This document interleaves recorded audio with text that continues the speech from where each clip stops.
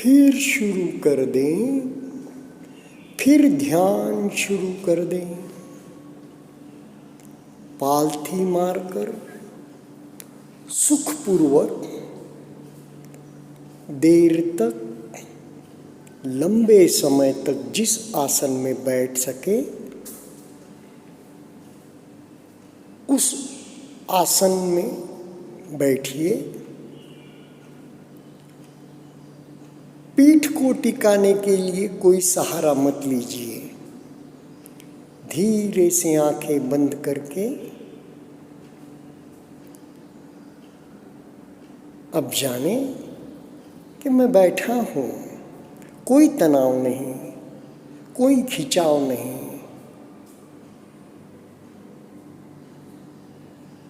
बस बैठा हूँ तो सारे शरीर का भार जिस जगह पर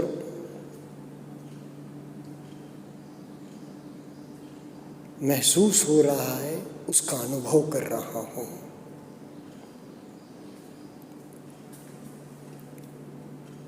जिन्होंने अभी तक सत्तिपट्ठान का शिविर नहीं किया है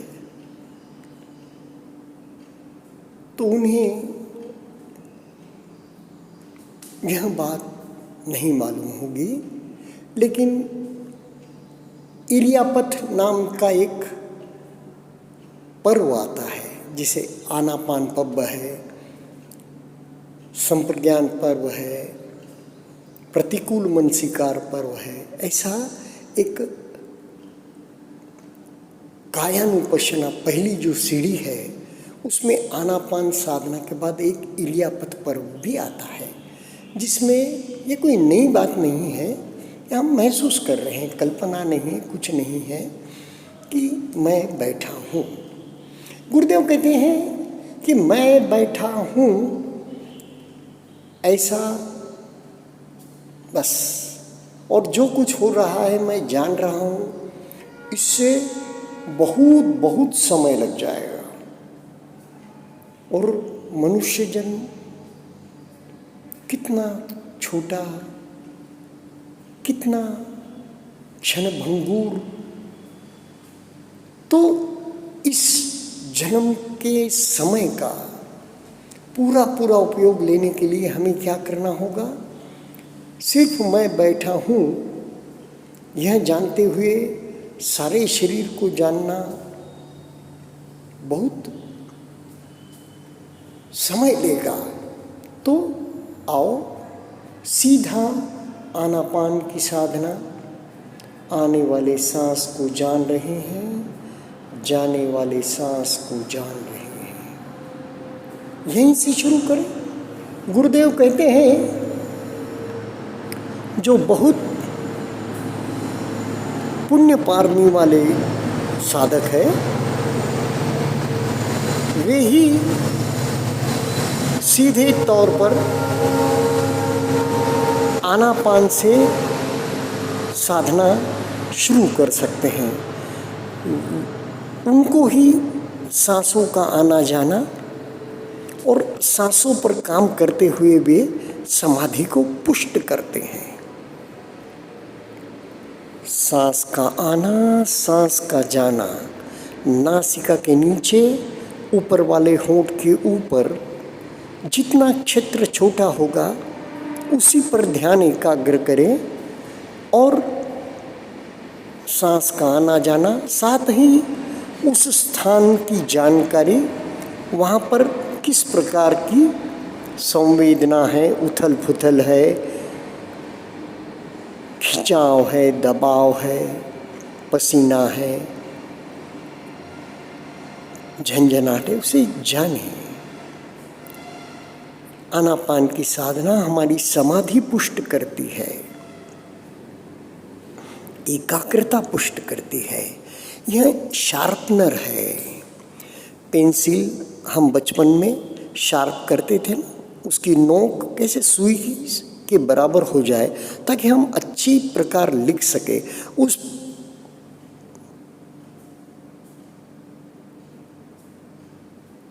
तरह से आनापान की साधना, सांसों की साधना करते हुए हम मन को एकाग्र करते हैं। नहीं तो कितना छिन्न भिन्न मन, भटकने वाला मन, मरकट मन। तो इस मन को जब तक हम एकाग्र नहीं करेंगे, समाधिस्थ क्षणिक समाधि में नहीं लाएंगे, हम सारे शरीर का अवलोकन, सारे शरीर में जो कुछ हो रहा है जान नहीं सकेंगे। वेदनानुपश्यना, चित्तानुपश्यना, धम्मानुपश्यना वेदनाओं के द्वारा कर नहीं पाएंगे। मन भटकता रहेगा, हम भूल ही जाएंगे हम हमारी यात्रा कहाँ तक हुई। या फिर कल्पनाओं में भी जा सकते हैं हम, या फिर तंद्रा में जा सकते हैं, प्रमाद में जा सकते हैं, नींद आ सकती है, ऊंघ आ सकती है।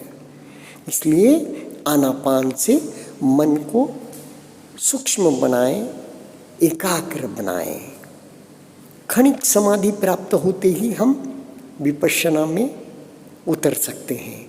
क्षणिक, एक क्षण भर की भी एकाग्रता, एक सांस को भी अच्छी प्रकार हम जान पाए तो भी बस हम विपश्यना में उतर सकते हैं। गुरुदेव 3 प्रकार की समाधियों का तो उल्लेख करते हैं। क्षणिक समाधि, उपचार समाधि और अपन्ना समाधि, पाली भाषा में अर्पण समाधि, हमारी भाषा में, हमारी यानी कि बोलचाल की अच्छी हिंदी में तो क्षणिक समाधि तो जाने। उपचार समाधि क्या है? एकाग्रता प्राप्त होने के पहले की अवस्था, पूर्ण एकाग्रता, पूर्ण समाहित होने के पहले की अवस्था, और उपचार समाधि कहते हैं उसे। और फिर अपन्ना समाधि क्या है कि पूर्ण तरह से हम समाधि में समाधिस्थ हो गए, जितनी लंबी यहाँ चल सके, कोई विचार नहीं, कोई मन का भटकाव नहीं, मन एकाग्र है, समाहित है ना। ये प्रथम ध्यान की अवस्था की ओर जा रहे हैं हम, जिसमें शुक्ल ध्यान है, शुभ्र धर्म ध्यान है। नहीं तो पहले 3 दिन तक साधक जब आनापान इसीलिए कराते हैं ना कि कहीं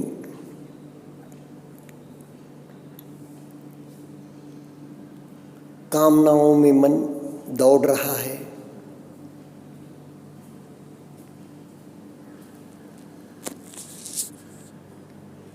कामनाओं का ध्यान कर रहा है, योजना बना रहा है,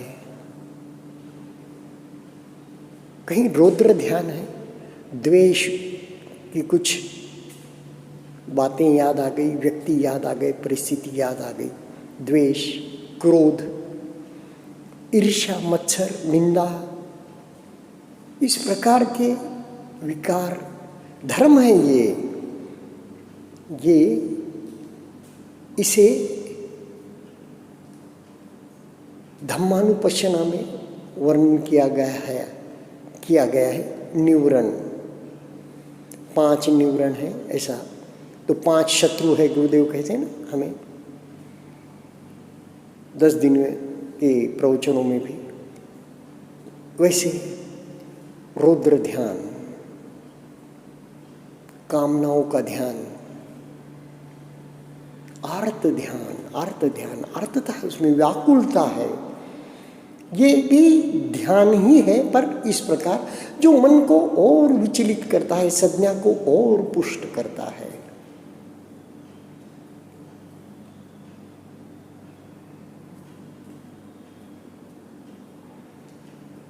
ध्यान करते रहें। और जो मैंने पहले कहा था, बैठे हैं और जान रहे हैं, तो जिस अंग पर सारा शरीर का बोझ है उस अंग की संवेदनाएं होगी या वातावरण की होगी। वातावरण कैसा है, गर्म है, ठंडा है, हवा के झोंके आ रहे हैं या कान पर शब्द सुनाई दे रहे हैं, यही षडायतन है, यह 6 आयतन है, मन और ये 5 इंद्रियां, जिसके द्वारा मन या चित्त ग्रहण करता है बाहर के विषयों को। बाहर के विषय आकर टकराते हैं और संवेदनाएं और चित्त पर विभिन्न प्रकार के प्रतिक्रियाएं उठती है।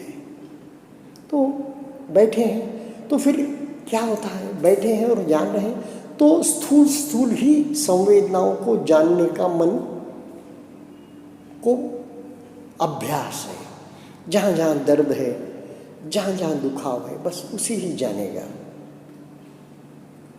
तो स्थूल स्थूल तो उसे जानने का अभ्यास हो जाएगा, और जो सूक्ष्म है उसे वो पकड़ ही नहीं सकेगा। और सूक्ष्म है, उससे सूक्ष्म है।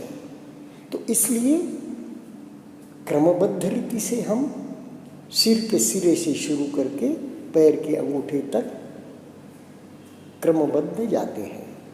चाहे कितनी भी तेज संवेदना कहीं आ रही हो, पर हमारा क्रम न छूटे। कहीं बेहोशी, मूर्छा ऐसा स्थान आया तो वहाँ रुके, क्योंकि वहाँ मोह मूढ़ता का विकार जागा है। तो उसे देखना, बस उसकी निर्जरा करना है। तो क्या है, विकार शरीर के स्तर पर आया है, उसे सिर्फ तटस्थ भाव से, दृष्टा भाव से स्थितप्रज्ञ होकर देखना ही काफी है। गुरुदेव बताते हैं कि 8 ध्यान थे, ये 9वां ध्यान विपश्यना है जो छूट गया था। वो भगवान बुद्ध ने, उन्हें सम्यक संबुद्ध इसलिए कहा गया, इसका सारा मार्ग 84,000 82,000 उनके सूत्रों में उन्होंने मानव कल्याण के लिए, दुख विमुक्ति के लिए पुनः प्रस्तावित किया। भगवान क्या कहते हैं, भगवान की वाणी ही सीधे मैं आपको सुनाता हूँ। 4 आर्य सत्य भगवान बुद्ध की शिक्षा का सार है। अंगुत्तर निकाय में बुद्ध ने कहा है, साधकों जो वेदनाओं का अनुभव करता है, साधकों जो वेदनाओं को अनुभव करता है, उसे मैं दुख आर्य सत्य सिखाता हूँ। जो वेदनाओं को अनुभव करता है, उसे मैं दुख आर्य सत्य सिखाता हूँ। मैं दुख समुदय सत्य सिखाता हूँ। मैं दुख निरोध सत्य सिखाता हूँ। और मैं दुख निरोधगामिनी प्रतिपदा सिखाता हूँ।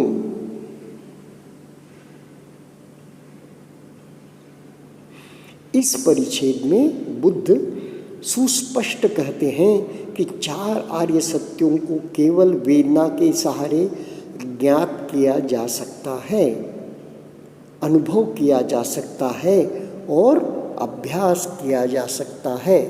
तो हम वेदनाओं के सहारे ही सारे आर्य सत्यों का सुव्याख्यात मार्ग है, इसका दर्शन कर रहे हैं। गुरुदेव कहते हैं ना, धर्म के रास्ते पे उठाया गया कोई कदम व्यर्थ नहीं जा सकता, व्यर्थ नहीं जाता।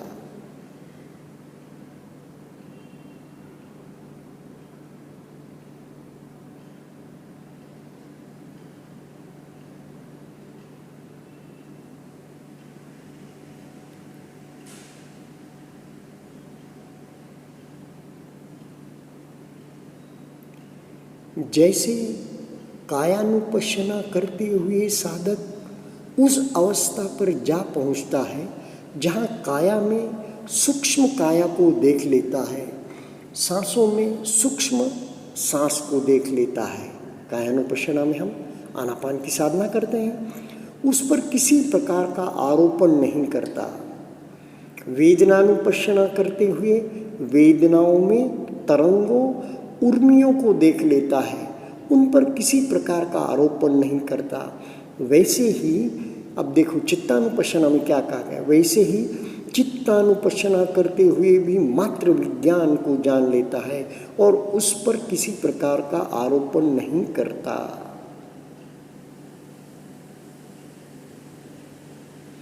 चित्तानुपश्यना विज्ञान क्या है? चित्तानुपश्यना करते हुए भी उस निरालंब अवस्था पर पहुंच जाते हैं जहां मात्र ज्ञान, मात्र दर्शन बना रहता है। तो इस प्रकार हमें अभ्यास की निरंतरता बनानी है। अभ्यास की निरंतरता ही विपश्यना साधना में सफलता की कुंजी है।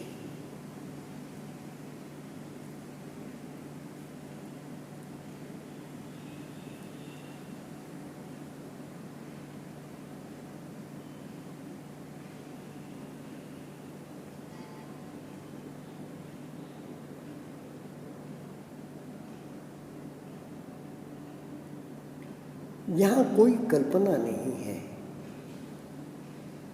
भगवान बुद्ध ने कोई दर्शन शास्त्र नहीं सिखाया है।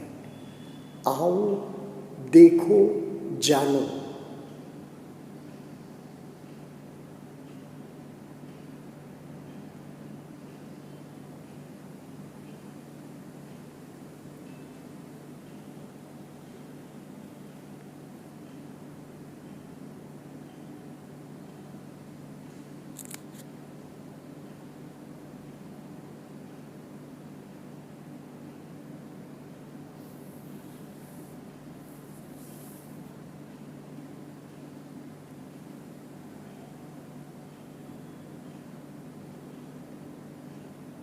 जिन जिन साधकों को जिज्ञासा है वह अवश्य गुरुदेव ने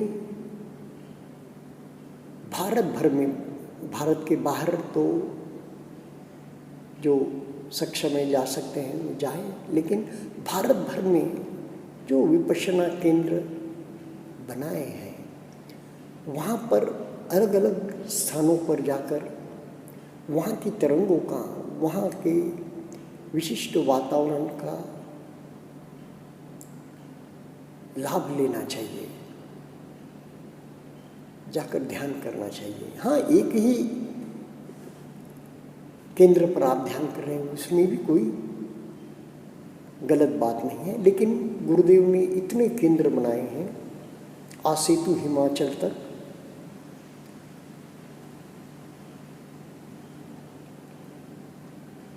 केरल में धम्मकेतन है, अल्पुझा में बहुत ही निसर्ग सुंदर स्थान है समुद्र किनारे का, केरल का धम्मकेतन। धम्म अरुणाचलम का जहाँ रमन महर्षि का आश्रम है तिरुवन्नामलाई में, उसके बिल्कुल करीब यह स्थान है अरुणाचलम में अपना ध्यान केंद्र, विपश्यना ध्यान केंद्र। कहीं सेवा दे दीजिए, कहीं शिविर में बैठिए, कहीं एक दिवसीय शिविर में भी बैठिए। फिर मदुरई में धम्म मधुरा है, दक्षिण में धम्म सेतु है, किष्किंधा जंगल, किष्किंधा का जंगल है पूरा चेन्नई के बिल्कुल करीब। ऊपर बहुत बड़ा डैम है और उसके बिल्कुल नीचे हमारा धम्म सेतु विपश्यना साधना केंद्र है।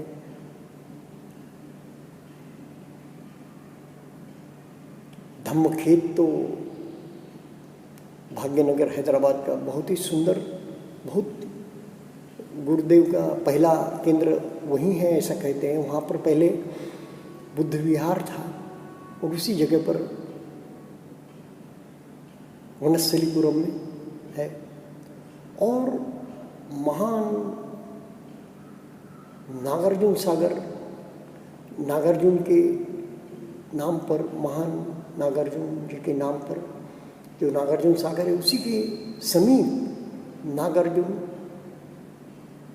विपश्यना केंद्र है। फिर धम्म शिखर तो आपको मैंने बताया ही, बिल्कुल धर्मशाला, और उससे ऊपर मैक्लोडगंज जहाँ आदरणीय दलाई लामा जी का स्थान है, उसके ऊपर धर्मकोट, वहाँ पर विपश्यना साधना केंद्र है अपना।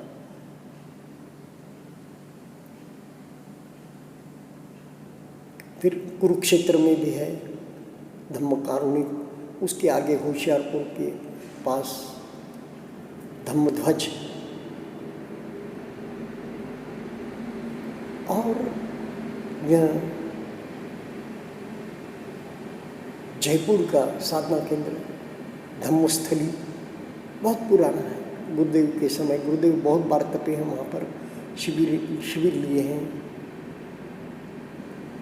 और इधर कच्छ में धम्म सिंधु बाड़ा, वहाँ भी बहुत, वहाँ का तो किचन जो है वहाँ Guinness book of world record में है अपना विपश्यना ध्यान केंद्र का।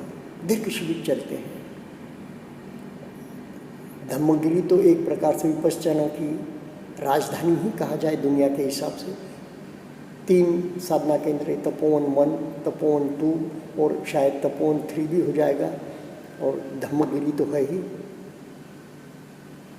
पुणे में 2 साधना केंद्र हैं, स्वारगेट पर एक, बिल्कुल हार्ट ऑफ द सिटी पर बिल्कुल कोलाहल से रहित।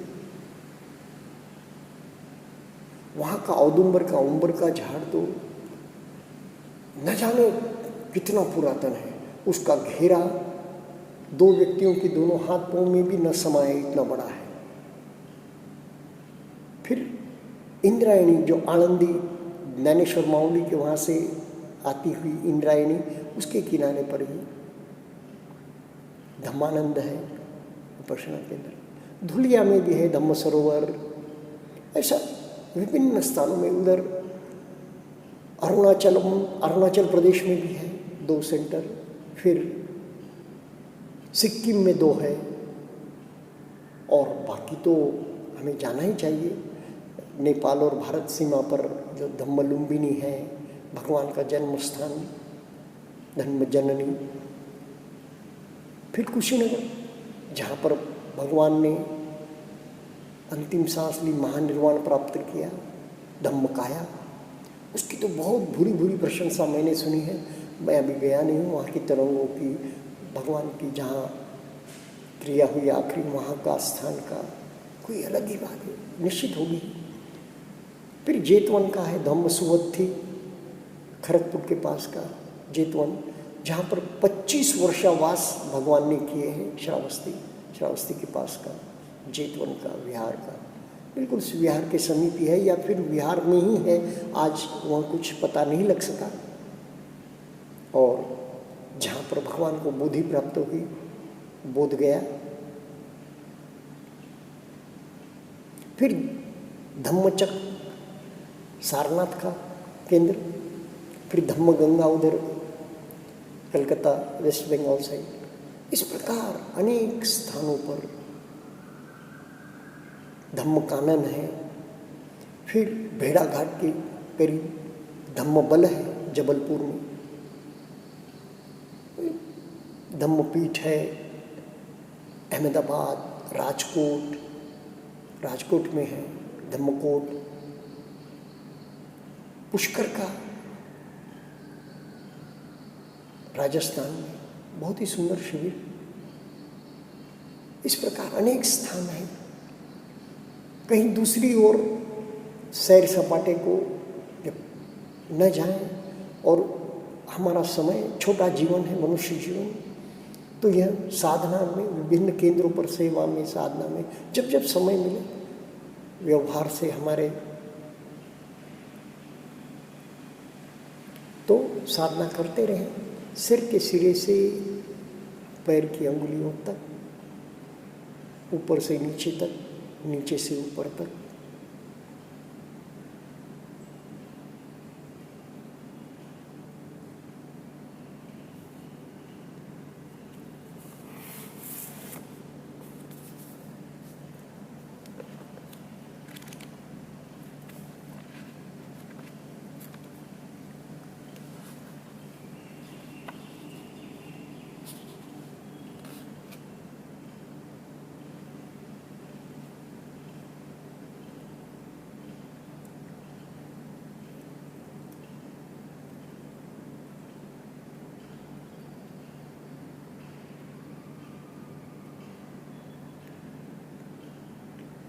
गुरुदेव एक स्थान पर कहते हैं, ऐसी कुछ आवश्यकता नहीं है कि सारे त्रिपिटक की टीकाओं का कोई अध्ययन अभ्यास करे।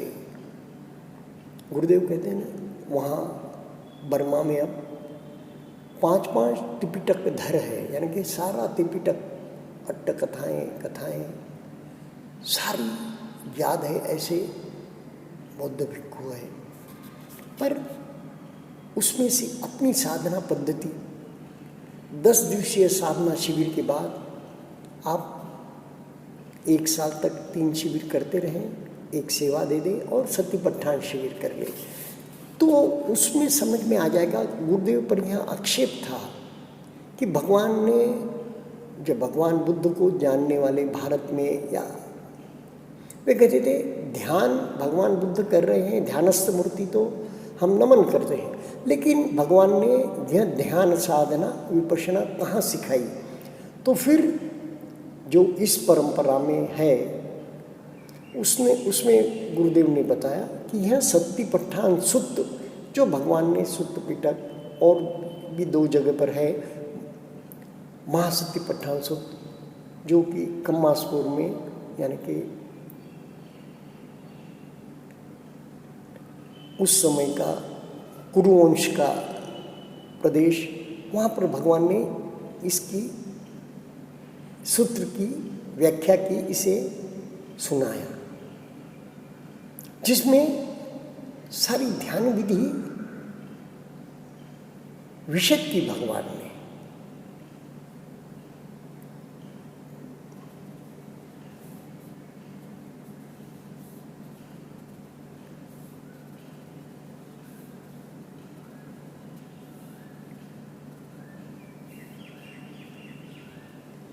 गुरुदेव क्या कहते हैं, ऐसी कोई आकांक्षा अथवा अनिवार्यता नहीं है कि सभी को मूल पाठ त्रिपिटक का अध्ययन करने के लिए प्रेरित किया जाए, लेकिन निश्चित रूप से कई लोग ऐसे हैं जो ऐसा करने के लिए सक्षम और उत्सुक है और जो त्रिपिटक के महासागर में सहजतापूर्वक गोता लगा सकेंगे। उनके लिए सुअवसर अवश्य जुटाने चाहिए।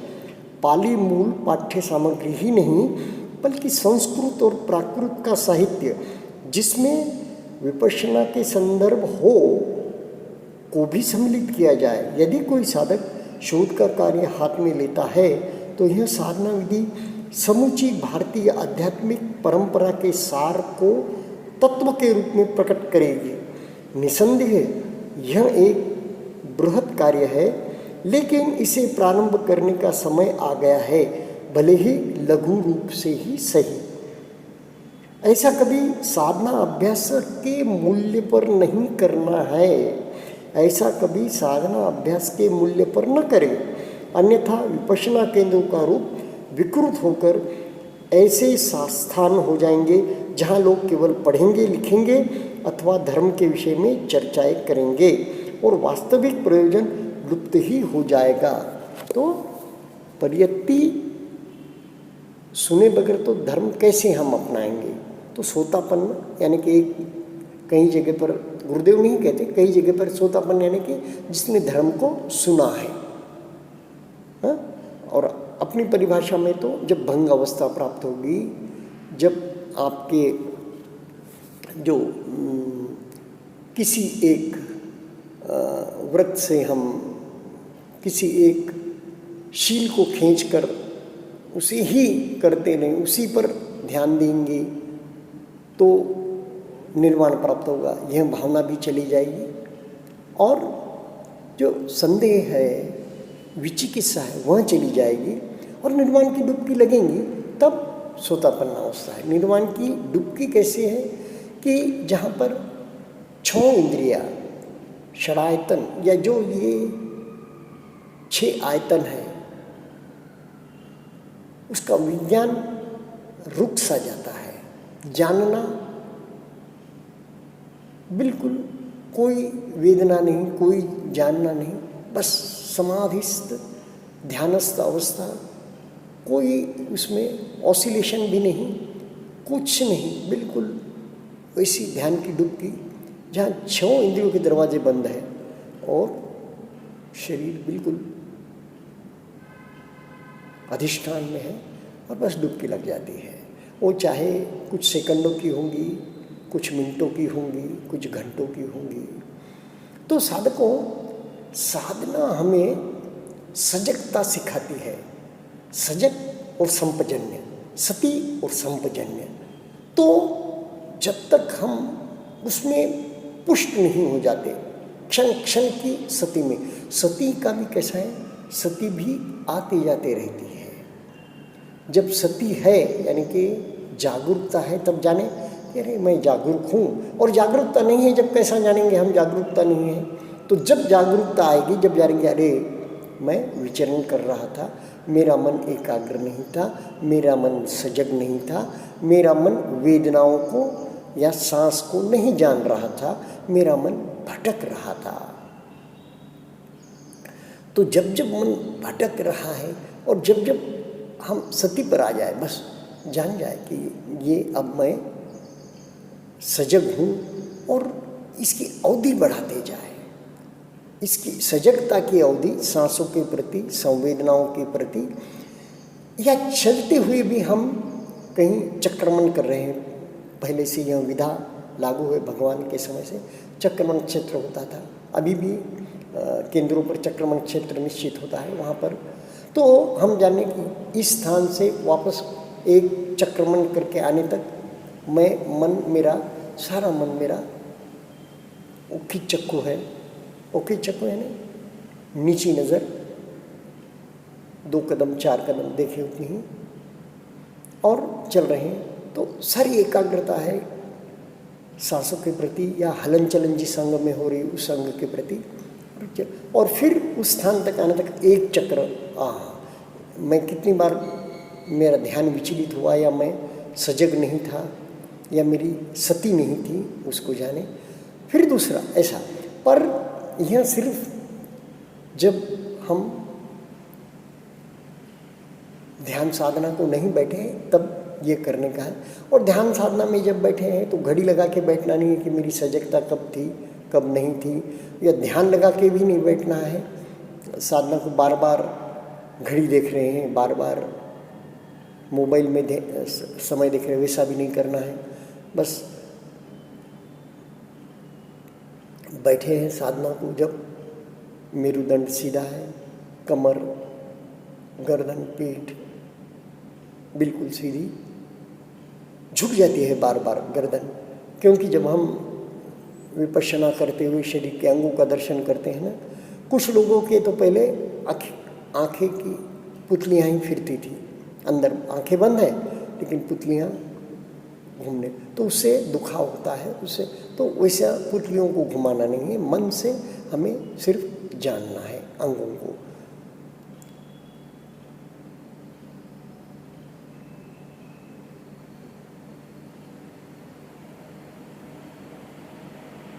शरीर का दर्शन कर रहे हैं।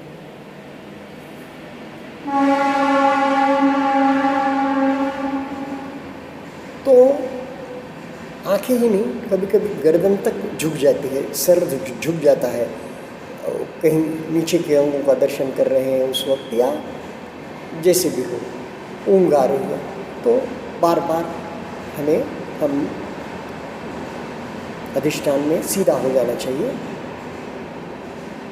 और सजगता हमारी बनी रहे।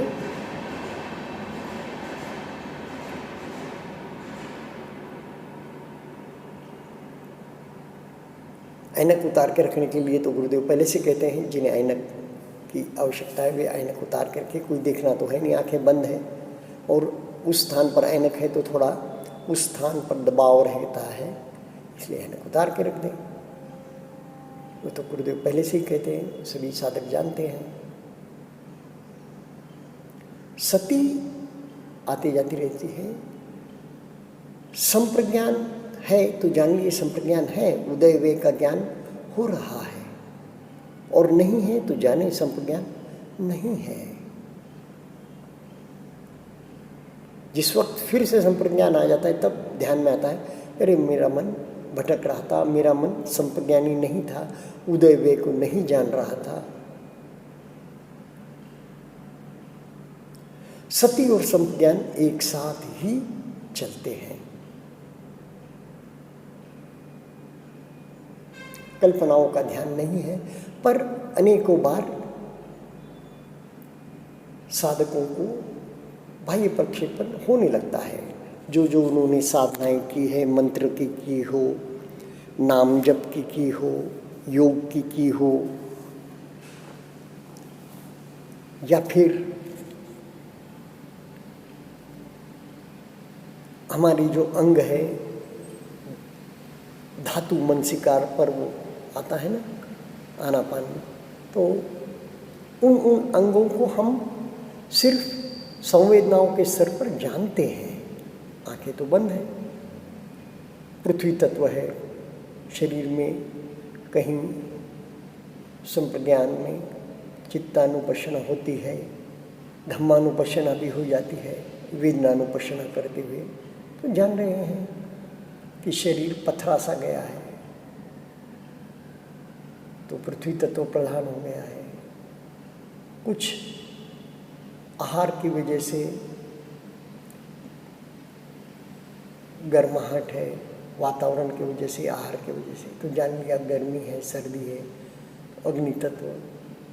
फिर प्रवाह या कुछ पसीना, कुछ अंदर प्रवाह, अंतर प्रवाह चालू है, उसे जान लिया तो द्रव का ज्ञान हो गया। और पूरे शरीर आकाश तो है ही, गुरुदेव कहते हैं। इस प्रकार कभी धातु मनसिका और कभी हमारे शरीर का ढांचा, जो हड्डियां, मांस ये है, वह भी साधक को प्रतिकूल मनसिकार पर्वों में जानते हैं, तो उसका भी दर्शन बाह्य होने लगता है। ये होलिसिनेशन वगैरह होए ना, ये जो, तो अनित्य बोध से उसे जानकर हमें हमारी वेदनाओं पर ही ध्यान रखना है। पर लगे कहीं मैं हवा में उठ रहा हूँ, कि मैं ज़मीन से ऊंचा उड़ गया हूँ, तो आंखें खोल के देख भी सकते हैं कि नहीं, एक बार मन को स्थिर करने के लिए, मन को सच्चाई का दर्शन कराने, आंखें खोल भी सकते हैं आप, और देख लिया, फिर ध्यान में बैठ गए। कभी भय, कभी चिंता, कभी कुछ डरावना दृश्य हमने जो पहले कभी देखा हो या पहले कभी अनुभव हुआ हो, वो चीज़ें बाह्य प्रक्षेपित हो जाती है साधक के लिए। एकाग्रता बढ़ जाती है और सारी इंद्रियों की जानने की क्षमता बढ़ जाती है। साधक पहले तो जब सामूहिक साधना है या साधना अधिष्ठान में बैठा है घर पर भी, तो दूर का आवाज़ भी बहुत ज़ोर से नज़दीक सुनाई देने लगता है। दूर में छोटा सा आवाज़ भी हुआ तो लगता है कि नज़दीक कुछ ज़ोर से आवाज़, वही आवाज़ हुआ है। और फिर धीरे धीरे यह स्थिति आ जाती है कि बाहर कितना भी कोलाहल हो, साधक बैठा है मेले में अकेला, अकेले में मेला का वैसा वो स्थिति आ जाती है कि साधक बैठा है तो उसे कान का विज्ञान काम करना बंद कर देता है, सारी एकाग्रता स्पर्श, फस्स पच्चया वेदना,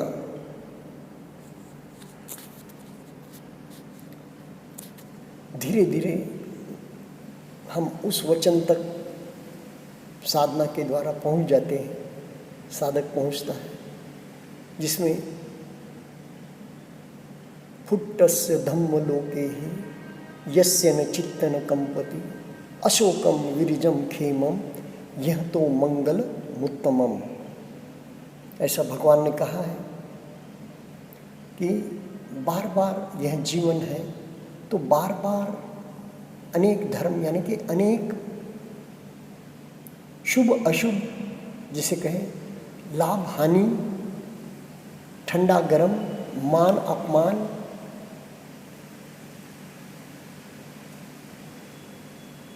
शीतोष्ण स्पर्श करते रहेंगे साधक को जीवन में।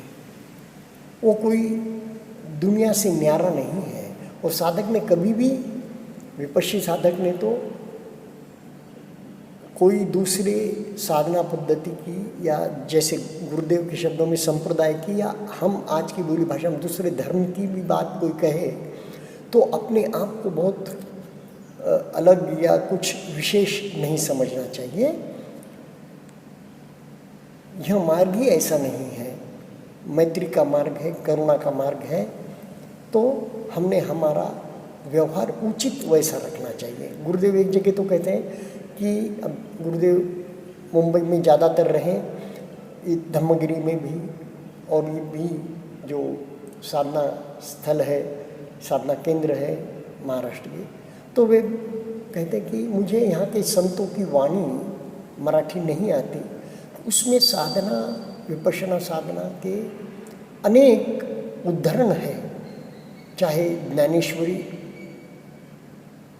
ले लो, चाहे एकनाथ की गाथा ले लो, चाहे तुकाराम महाराज की गाथा ले लो, संत एकनाथ जी की, तुकाराम महाराज की वाणी, संत तुकाराम, जगत गुरु संत तुकाराम महाराज की वाणी, या समर्थ रामदास स्वामी की वाणी विपश्यना से भरी है, ऐसा गुरुदेव ने सुना है लोगों से। और गुरुदेव कहते हैं कि मुझे उसका अभ्यास करने का समय और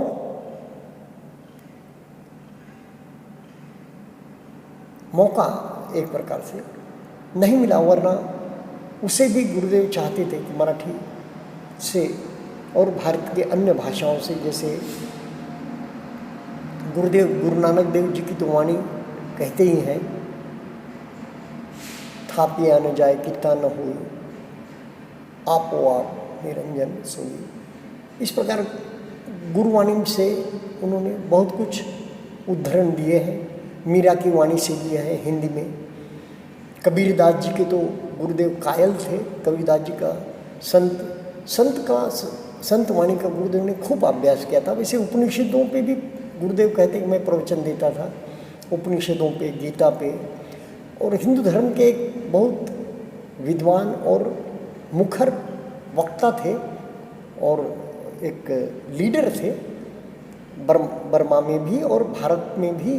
गोयंका परिवार यहाँ पर आकर गुरुदेव ने जब ये साधना विधि वहाँ से सीख कर आए, सब कुछ हो गया, तो भी यहाँ पर उन्होंने गिरी कंदराओं में आसेतु हिमाचल कहूँगा मैं, कि नीचे समुद्र तट में केरला से, जहाँ से आदि शंकराचार्य जी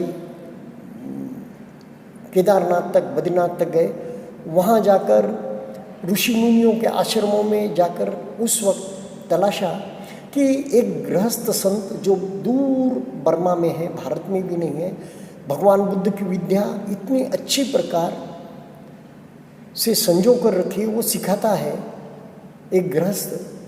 तो यहाँ के योगियों के पास, सन्यासियों के पास, साधुओं के पास, मुनियों के पास कितनी अनोखी विद्याएं होंगी। तो इसके लिए गुरुदेव ने खूब यहाँ के भारत देश की विभिन्न स्थानों पर जाकर विभिन्न गणमान्य उस समय के साधकों से, या जो ऋषि मुनि तपस्वी, उनको मिलकर जानना चाहा और उन्हें विपश्यना के विषय में बताया भी। तो वे भी, जैसे महेश योगी जी हैं जिनकी यूनिवर्सिटीज़ सारे विश्व में हैं, तो वे भी विपश्यना और गुरुदेव की ध्यान पद्धति और अवस्था देखकर वे भी प्रभावित हुए।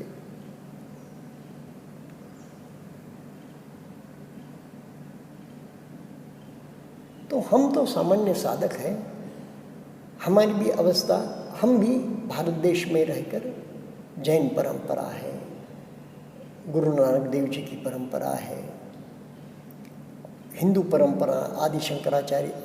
एक जगह तो मैंने सुना आदि शंकराचार्य को प्रच्छन्न बुद्ध कहा गया। नाथ संप्रदाय की किताबें जब मैं पढ़ता था तब अनेक जगह भगवान बुद्ध की साधना पद्धति के उल्लेख आते थे। सारा शैव शक्ति साहित्य नाथ संप्रदाय भगवान बुद्ध का जो वाणी है, जो साधना पद्धति है, उससे प्रभावित दिखा। भारतवर्ष है, इसमें भगवान महावीर की वाणी, भगवान बुद्ध की वाणी, गुरु नानक देव जी की वाणी, साधना पद्धति एक दूसरे पर निश्चित रूप से कुछ न कुछ। और गुरुदेव कहते हैं ना कि शब्द तो छने आ रहे हैं, शब्द युगों से छने आ रहे हैं। प्रथम बुद्ध या जो पूर्व बुद्ध हुए उनके समय से ही शब्द जो है शील समाधि प्रज्ञा के छने से आ रहे हैं, सारी भाषाओं में है। तो इन साहित्यों में से भी जो विपश्यना को अनुकूल प्रवाह है, शब्द है, विचार है, उन्हें हमें लेना चाहिए ताकि सारे भारतवर्ष को, सारे विश्व को विपश्यना साधना कोई उनके लिए अछूती बात नहीं रहेगी। उनके लिए यह एक जो साधना का अमृत है, बुद्ध की वाणी का अमृत है, उससे वे भी लाभान्वित होंगे। और भगवान की तो यही एक संकल्प था कि इस साधना पद्धति से सारे मानव जाति के दुख दूर हो और मानव जाति के दुख दूर होते हुए निसर्ग का संगोपन हो, संवर्धन हो।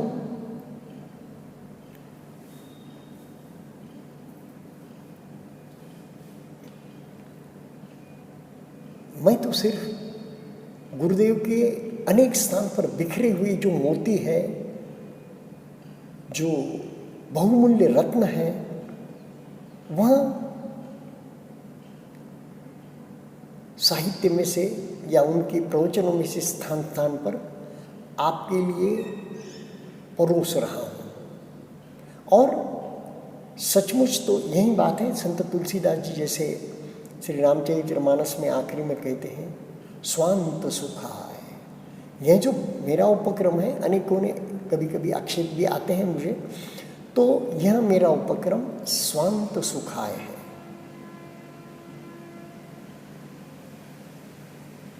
इसमें कोई साधना पद्धति में मैं सम्मिश्रण नहीं कर रहा हूँ। गुरुदेव बार बार अलर्ट करते हैं तो उसका अर्थ भी साधक आचार्य अपनी अपनी पद्धति से निकालते हैं, अपनी अपनी कुव्वत अनुसार, क्षमता अनुसार, सामर्थ्य अनुसार निकालते हैं। गुरुदेव कहते हैं कि कोई वाणी से इसका प्रचार करेगा, कोई सक्षम धन से इसका प्रचार प्रसार करेगा। ये तो दुख विमोचनी गंगा है। कोई साहित्य लिखकर प्रचार करेगा, अपनी अपनी क्षमता अनुसार, अपने अपने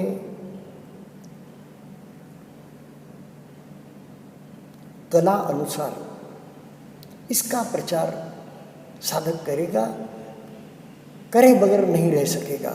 अपने को गुरु के ऋण से मुक्त करने के लिए, मुक्त तो गुरु के ऋण से कोई हो ही नहीं सकता।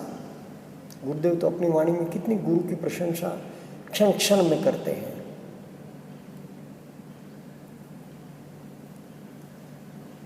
तो किसी कल्पना में नहीं डूबना है और ध्यान करते हुए, जैसा मैंने कहा, मैं बैठा हूँ तो ऐसा नहीं कि कभी कभी यह भी होता है हेलुसिनेशन जैसा या ऐसा कि सम्मोहन के जैसा, स्वसम्मोहन, परसम्मोहन, इस प्रकार कि मैं बाहर खड़ा हूँ और मैं इस शरीर को देख रहा हूँ। यह गलती कभी नहीं करना। बस शरीर में है और शरीर को जान रहे हैं। और जानने लायक है भी क्या? गुरुदेव कहते हैं ना, आत्मा परमात्मा है तो हमें मिल जाएगी। अनित्य का दर्शन करते हुए नित्य तक हम पहुंचने वाले हैं। सत्य का दर्शन करते हुए ही हम परम सत्य तक पहुंचने वाले हैं। तो इसलिए सजग रहना, क्योंकि सजगता से तुम अभी ध्यान में जब बैठे हो तो जो विभिन्न अनुभव तुम्हें हो रहे हैं उसे आप जान सकोगे। और बैठते ही कोई कितना भी पहुंचा हुआ साधक हो, निर्वाण की डुबकी नहीं लगती है। बैठते ही तो प्रथम ध्यान की डुबकी लगेगी, बोलते हैं ना, रौद्र ध्यान से, कामनाओं के ध्यान से, आर्त ध्यान से हम शुक्ल ध्यान में आएंगे, शुभ्र ध्यान में आएंगे, धर्म ध्यान में आएंगे। उसके बाद द्वितीय डुबकी लगेगी, वहाँ भी लगती ही रहती है। कुछ समय के लिए हम संकल्प विकल्प रहित है। संकल्प विकल्प व्यक्ति को बहुत दौड़ाते हैं। सारी इंद्रियां उस संकल्प के पीछे दौड़ने लगती है उसे पूरा करने के लिए, और वह पूरा हो जाता है, नया संकल्प करने लगती है। तो वो जो व्याकुलता है संकल्प उठने की और वो पूरा करने के लिए सारी सामर्थ्य, सारी इंद्रियों को लगाने की, दौड़ करने की, वो एक व्याकुलता मन को, शरीर को थका देती है। वह एक व्याकुलता उसका एक स्वभाव बन जाता है, आदत बन जाती है, और फिर बार बार मन को व्याकुल रहने की, कमज़ोर रहने की, बार बार मन कमज़ोर से कमज़ोर होता जाता है। तो विपश्यना ध्यान साधना करते हुए हम मन को सशक्त करते हैं, संज्ञा को क्षीण करते हैं और प्रज्ञा को पुष्ट करते हैं। प्रज्ञा के विषय में 10 पारमिताओं में एक पारमिता है प्रज्ञा। वैसे ही 7 बोधि के अंगों में एक अंग है प्रज्ञा, और 5 बलों में एक है प्रज्ञा, यानी कि प्रतिवेदन, परियत्ति तो जो सुना जा रहा है, पटिपत्ति जो हम शील, सदाचार और समाधि का अभ्यास कर रहे हैं, प्रतिवेदन जो विपश्यना का अभ्यास है। अंतिम लक्ष्य प्रतिवेदन है, और उसके बाद यह जो ध्यान और तप करके हमने जितना भी समय तक समाधिस्थ होकर ध्यान साधना करके विपश्यना करते हुए तटस्थ रहकर, स्थित प्रज्ञ रहकर जो कुछ पुण्य अर्जन किया है उसका वितरण करने की साधना।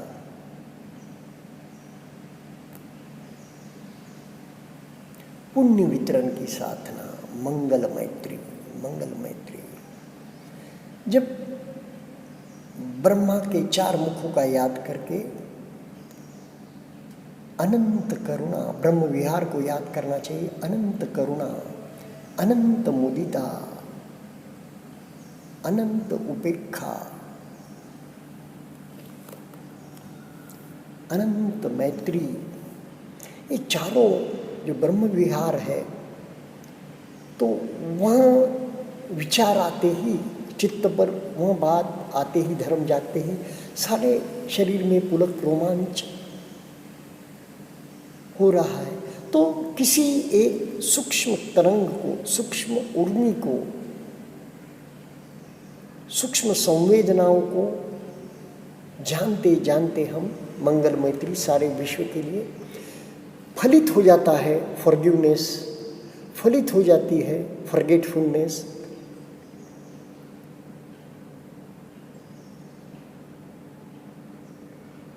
क्षमा प्रतिष्ठित हो जाती है।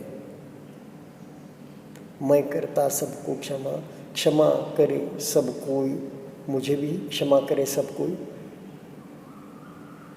तो अपने अर्जित पुण्य में हम सभी को भागीदार करके इस भिक्खु परंपरा को, गुरुदेव को याद करके, माता जी को याद करके, माता जी इलायची देवी, गुरुदेव सत्यनारायण जी गोयनका, दादा गुरु सयाजी उबाकीम, उनके भी गुरु सया तेजी जी, इस प्रकार सोन और उत्तर तक पहुँच जाए, वेबू सयाड़ो जी, लेडी सयाड़ो जी, इन सबको भिक्खु परंपरा को याद करते भगवान बुद्ध तक हम मैत्री उनसे लेते भी, ग्रहण भी करते हैं और वितरित भी करते हैं, और उन्हें उनके उपकारों को याद कर ब्रह्म विहार में विचरण करते हैं। सारा ध्यान शरीर पर है, कानों में क्या सुन रहे हैं उस पर ध्यान है। ये विज्ञान भी आते जाते रहता है। कभी देख रहे हैं तो देखते नहीं भी हैं, एब्सेंट माइंडेड है। सुन रहे हैं, एब्सेंट माइंडेड है, वहाँ का विज्ञान नहीं है। जहाँ है वहाँ नहीं रहना, यही एक स्वभाव हमने पाल लिया है। तो विपश्यना यही करती है, जो कार्य कर रहे हैं उस वक्त मन और शरीर एकत्रित रूप में हम उस कार्य में ही लिप्त रहें, उस कार्यों में ही लीन रहे, उस कार्य को ही कुशलता से करें। योग की भाषा में इसे करें योगः कर्मसु कौशलम, वैसा ही विपश्यना में भी कहा गया है। कुशल धर्म करना है और धर्म कुशलता से भी करना है।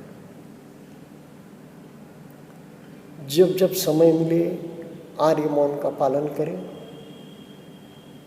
वाणी से हम मुखर हो जाते हैं तो विचारों को बिना समझे बुझे ही बोलने लग जाते हैं। तो जब जब समय मिले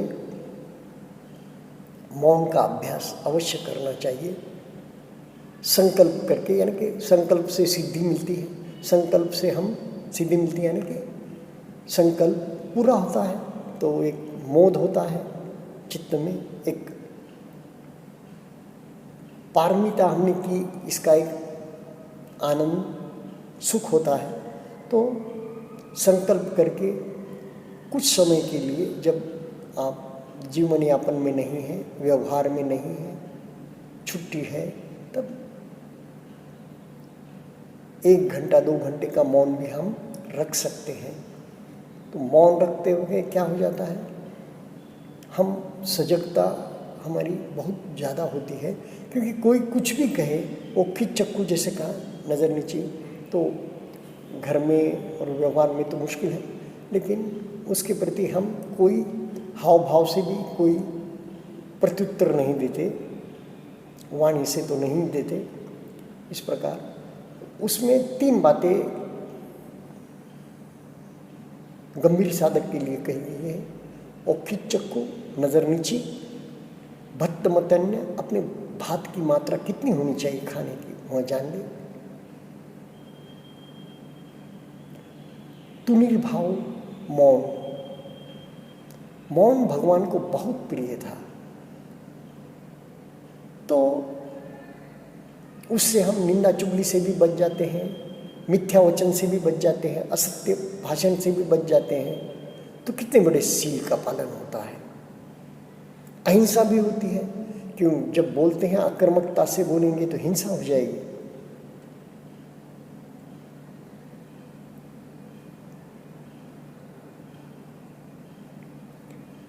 सारा ध्यान सिर से के सिरे से पैर की उंगलियों तक, अंगूठे तक, कहाँ क्या हो रहा है उसे जान रहे हैं।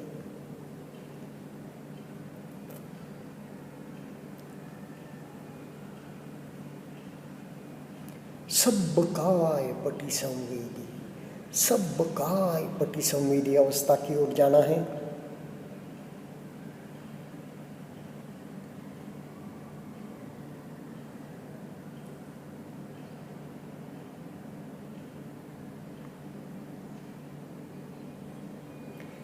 एक बार साधना पद्धति में उतर गए हम, एक बार धर्म का रस चख लिया 10 दिन के शिविर में, तो दीर्घ शिविर की ओर हमें आगे बढ़ना चाहिए।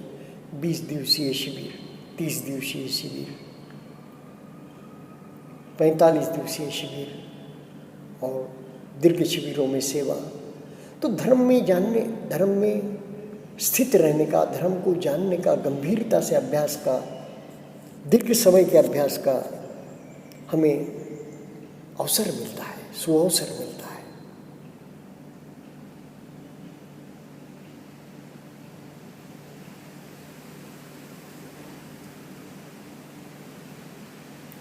सती और संपजन्य न छूटे।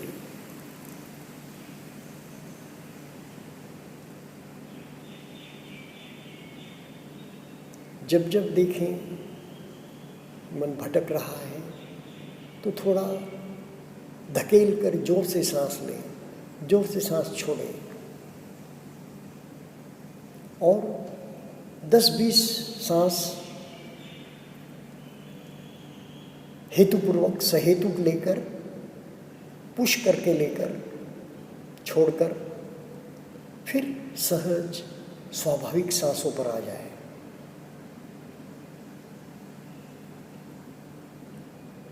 विचारों का कोलाहल भी कम होगा। धीरे धीरे धीरे धीरे साधना में पकते हुए आपको अनुभव भी यह होगा कि मौसम की सर्दी गर्मी, बहुत धूप है, बहुत ठंड है, बहुत बारिश है, इनका जो कंप्लेनिंग नेचर है, ये जो निसर्ग है, अनित्य बोध का परिचायक है। भले ही 3 ऋतुओं में उसे बांध दिया गया हो, लेकिन वहाँ होता नहीं है। उसमें भी बदलाव आता है। सुबह और शाम में भी बदलाव आता है, रात्रि में भी बदलाव आता है। हर रात्रि एक जैसी नहीं होती, हर दिन एक जैसा नहीं होता। तो बाहर भीतर सर्वत्र अनित्य का दर्शन। तो निसर्ग में, निसर्ग के प्रति, लोगों के व्यवहार के प्रति भी हमारा जो एक प्रकार से कंप्लेनिंग नेचर है ना, खत्म हो जाता है, कम हो जाता है। हमारा स्वीकार भाव बढ़ जाता है।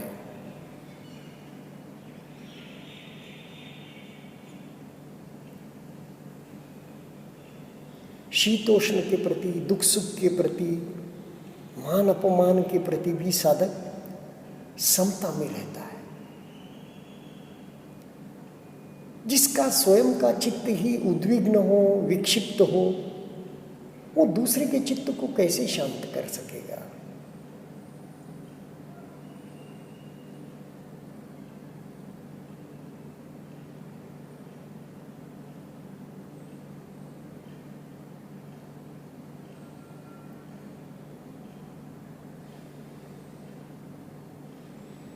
गहरा सांस है तो गहरा सांस है, लंबा सांस है तो लंबा सांस है, ओछा सांस है तो ओछा सांस है। पुराने रोग के कारण कहीं दर्द है, कहीं वेदना है, कहीं दुखाव है, तो भोक्ता भाव छूट जाए, साक्षी भाव पुष्ट हो, साक्षी भाव पुष्ट हो।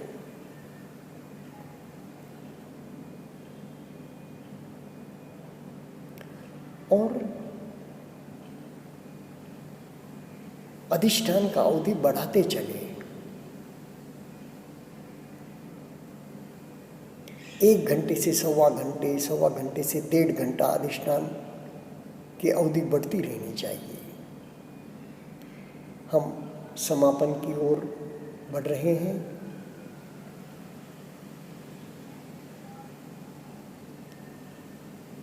आप सभी का कल्याण हो, स्वस्थ मुक्ति हो, धर्म में खूब पके, खूब पके, खूब पके।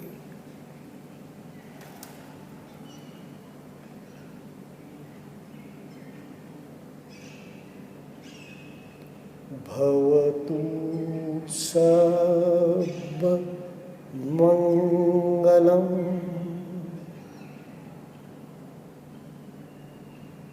भवतु सब मंगलम।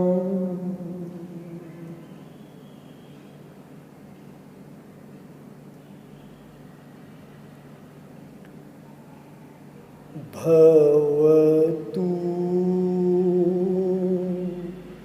सब